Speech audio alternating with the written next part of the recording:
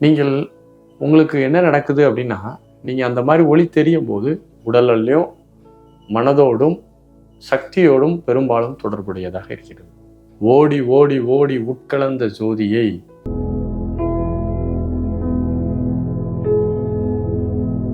அனைவருக்கும் அன்பான வணக்கங்கள். சிலர் தியானத்தில் சில காட்சிகளை பார்க்குறதா சொல்கிறீங்க. தியானத்தில் நீண்ட நேரம் அமர்ந்திருக்கும் போது நம்மை அறியாமல் சில நேரங்களில் நம்முடைய வலது பக்கமோ இடது பக்கமோ முன்னாடியோ ஒரு சின்ன டார்ச் வச்சு அடிக்கிற மாதிரி ஒரு சின்ன ஒளி, அப்படி ஒரு ஒளி தெரிகிறது மாதிரி தெரியுது சார், இது என்ன அனுபவம் என்று கேட்டிருக்கிறீர்கள். நீங்கள் உங்களுக்கு என்ன நடக்குது அப்படின்னா, நீங்கள் அந்த மாதிரி ஒளி தெரியும் போது நீங்கள் உங்களுடைய கான்சியஸை பருவுடலிலிருந்து மெல்ல நகர்த்தி உங்களுடைய எத்திரிக் பாடிக்கு மாறிட்டு. மனிதர்களுக்கு கான்சியஸ் உடலையும் மனதோடும் சக்தியோடும் பெரும்பாலும் தொடர்புடையதாக இருக்கிறது. எப்படி பார்க்கலாம் அப்படின்னா, உடலோடு தொடர்புடையவர்கள் தான் ஒரு 80% இருப்பாங்க, மனதோடு தொடர்புடையவர்கள் ஒரு 10% இருப்பாங்க, இந்த பிராணனோடு தொடர்புடையவர்கள் ஒரு 5% இருப்பாங்க. இந்த உடல், மனம், பிராணன் இந்த மூன்றையும் கடந்த நிலையில் பிரபஞ்சத்தோடு தொடர்புடையவர்கள் ரொம்ப குறைவு.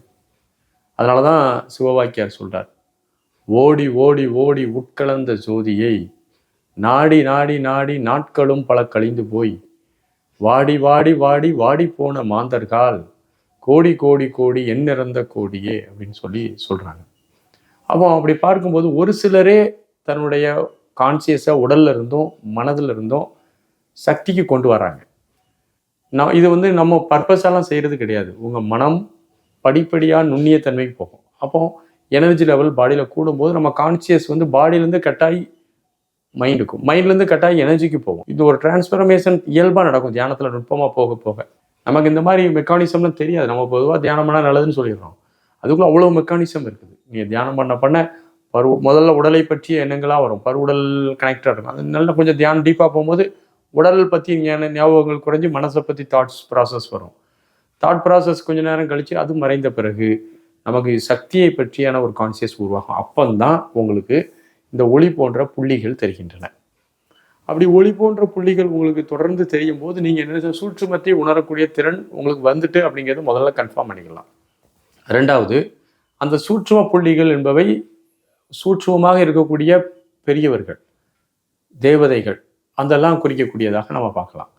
நம்ம அப்போ என்ன ஆயிடுதுன்னா, நுண்ணிய நிலைக்கு போகும்போது நம்மளை அறியாமல் நம்முடைய ஆறாவும் அப்படியே விரிஞ்சு போய் நிற்குது. நம்ம கான்சியஸும் ஆறாளாக இருக்கிறதுனால நமக்கு அந்த காட்சிகள் தெரிகின்றன. இதெல்லாம் சூட்சுமம். எப்படி உணர்வது? சூட்சுமத்தை சூட்சுமத்தால் தான் அறிய முடியும். நாம் நுண்ணிய தன்மைக்கு போய் சூட்சும அறிவோடு இருக்கும்போது தான் அந்த சூட்சும காட்சிகள் நமக்கு தெரியும். ஆகவே இது ஒரு நல்ல சிம்டம்ஸ். இதை ரொம்ப டீட்டெயிலாக சொல்ல வேண்டாம். ஏன்னா இது டீட்டெயிலாக சொல்கிறதா இருந்தால் என்னவாகும்னா காலவரையமாயிரும். ஏன்னா ரொம்ப மிகப்பெரிய ஒரு சப்ஜெக்ட் இது.